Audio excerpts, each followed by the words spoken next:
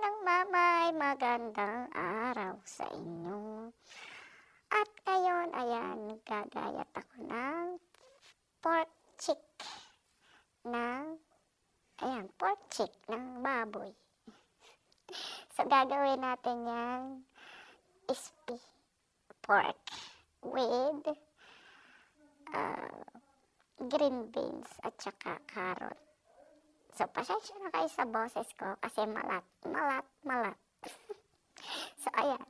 Nilaga ko muna ang ating pork chick at yan po ay smoke na. So, nilagay ko siya sa freezer para tumagal siya. Kaso nga yan, naisip ko na masarap siya sa gawing lutuin ko siya sa coconut milk. So, ayan. So, ang ginawa ko, binoiled ko muna siya ng konti para magayat ko siya ng ayos. So, ayan. Tatanggalin ko dyan yung, yung pinakabalat niya kasi meron pa siyang mga balahibo. Kaya dapat kong tanggalin. Hindi ko siya isasama sa pagluluto. So, kaya yan, ginagayat ko na yan, hinihiwa-hiwa ko na siya dyan dahil mainit siya. Mayroon akong tong kasi mainit siya kasi nga pinakuluan ko siya. Ready to eat na siya. Smoke na nga siya, ready to eat na. Kasi dito ganun, nilalagay nila sa tinapay, sandwich, tapos with mustard or mayonnaise, yan, ganun, sa pang-breakfast nila. So, naisip ko na, yan nga, lutuin natin, gawin natin mas masarap pa. Ayan. So, ayan, tinatanggal ko na yung mga balat niya. And gayatin natin siya ng, hiwa-hiwain natin siya ng maliliit lang. Yung tama lang sa ating pagkain. So, ayan, ginagayat ko na siya. Hinihiwa-hiwa ko na siya ng maliliit. Para naman okay ang ating pagkain. Hindi malaki sa ating bibig. So, ayan. Hinihiwa-hiwa ko na siya. Mga apo ng mamay, salamat nga pala sa pag-subscribe sa channel ko. At sa mga hindi pa nakasubscribe, ayan, tap nyo na din ang bell natin para ma-notify kayo lagi sa ating food. Ayan. So, hope you enjoy watching my cooking. Ayan. Pasensya na talaga at inaatake tayo ng kate ng lalamunan at allergy kasi init, lamig. Ayan, ang ating tahon dito. So, ayan, hayaan nyo muna yan, hiwa-hiwain ko. Ayan, sana nag-i-enjoy kayo sa ating paghiwa, mga apo ng mama. Ayan, binibilisan ko na para maluto ko na agad siya. Kasi, tanghali na. Late na. So, ayan guys, hiwa-hiwa pa rin ako dyan. Konti lang naman yan, sakto lang sa lunch at dinner yan. So, gagawin natin yung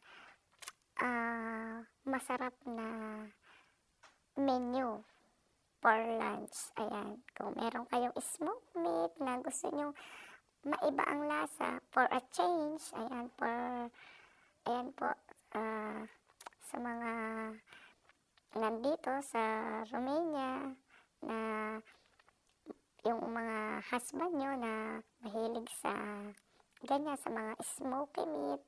So, ganyan na din ang gawin nyo. Masarap po yan. Lalo na kapag meron siyang chili. Ayan. Inihanda ko ng kawali natin. Ayan. Ang tawag po dyan dito ay tigay. Ayan. Lagay na natin sa tigay. Punin ng tigay ang ating pork. Ayan. Lagay na natin at atin munang lutuin. Palabasin muna natin ang kanyang oil. Para naman hindi siya masyadong mamantika. O, ayan, binilisan ko na talaga. So, ayan, nilagyan ko na siya ng 2 cups of, gata, coconut milk. So, nilagyan ko pa siya ng 1 cup na, water para hindi masyadong, ano bang tawag doon, creamy. Kasi puro siya, pure coconut milk. So, ayan, nilagyan ko na rin ng carrot, pampaganda. Optional lang po yung carrot na yan. Dapat po talaga dyan ay sitaw ang ating ilalagay. So, ang ilalagay ko dyan ay green beans. Kasi yan po ang available dito sa aking lugar. Kaya green beans po ang aking inilagay. So, yun nga, para gumanda yung color niya, ayan, nilagyan ko ng green beans at saka ng carrot. So, meron na din po yung, pickled na green chili, yung hot chili natin na panglaga. Dito po, ayan ay aming ginagawang pickles, ang aming siling habak, yung siling, yung pong green chili pepper. Ayan. Ginagawa po nilang pickles yan. So, ayan guys. Halo-halo ko lang ng konti. So, mamaya lalagyan din natin yan na yung pepper at ng asin. So, ayan guys. Inaayos-ayos ko para okay ang kulo niya, pantay ang kulo niya. Yan, hinalo-halo ko pa yan. Para maging pantay ang luto niya. So, ayan guys, mga punang mamay, pinaklubang ko na. Takpan natin at yan, nilagyan ko ng konting asin. Konti lang po yung ilalagay natin asin dyan kasi yung po ating smoked meat ay meron na po siyang lasa. Ayan, kung yun po inyong gagamitin. So, ayan, nakakulo na siya. Tatanggal ko na sa ating check natin ang ating yung ating gulay kung luto na. So, ayan, hinalo-halo lang po ulit. So, ayan. Hintayin na lang natin maluto siya.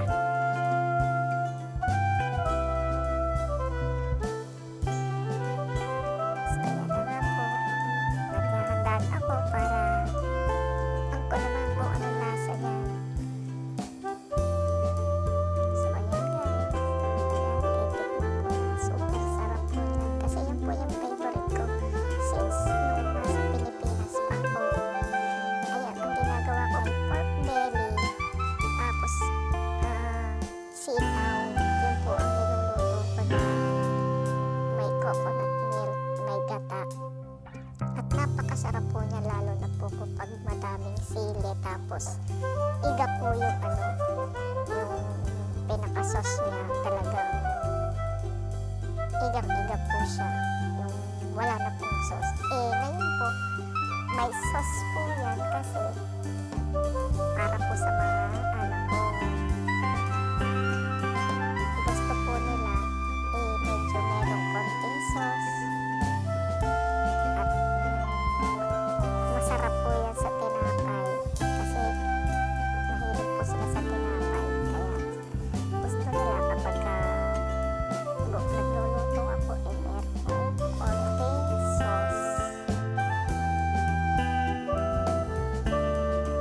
kasi po madalang din silang mag-rice. Nagra-rice lang po sila kapag yan, ganyan ang mga luto ko. May mga sauce, lutong Pinoy. So, yun po. Kaya po, kalimitang luto ko ay may mga sauce. May mga sabaw na lutong Pinoy dahil adobo, tulad ng apritada, tsaka po yung sinantomas, yun. Gusto nila may mga sauce. So, ayan po, iniiga-iga lang natin siya para, ng konti, para mas malasa po yung yung karne niya, tsaka yung gulay.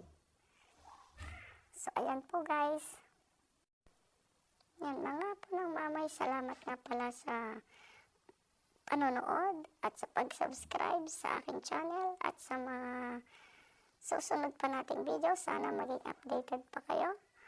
At thank you mga apo ng mamay sa everyday na panonood. Sana ma-notify din kayo sa ating mga next video natin. I-click nyo na rin ang bell natin para lagi kayong updated. Thank you po mga apo ng mamay at sa mga nag-subscribe at thank you po ng marami sa inyo.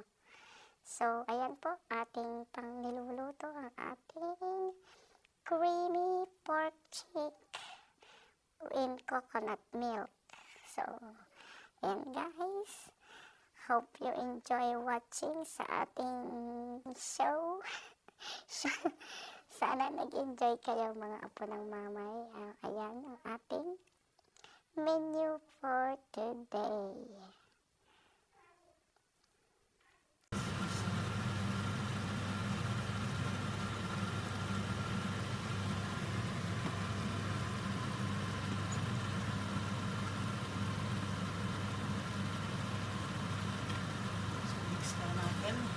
Ayan, ito na siya. Luto na. So, ganyan na lang siya. Kasi hindi sila, mahilig sila sa sauce. Kaya hayaan na lang natin yung sauce niya. Kaya, yan, super na yun. Sarap sa jiglaw. Thank you guys for watching. Bye. Magsasahin muna tayo.